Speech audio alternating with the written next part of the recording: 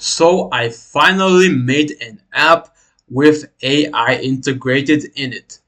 So the app is called Mark Notes. It basically what it does is it allows you to create notes with markdown syntax, and then you can generate tags with for each note with AI. So for example, let's do something like fruits or whatever, and we're gonna say I love apples or whatever, and we're going to create the note. All right, so we have created the note, and now when we click this, we are going to get tags related to the content. So it's generating. As you can see, we got some tags: fruits, apples, food, nature, and delicious.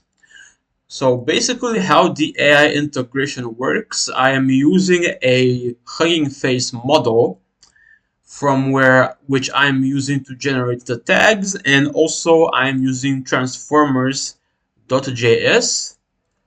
So basically I'm just sending a post request to the model, and I receive a response with the tags.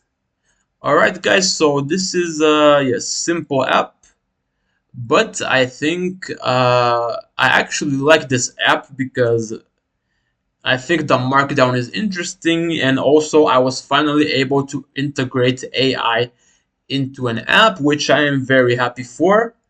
That's going to be it for this one, guys. Keep up the good work and see you next time.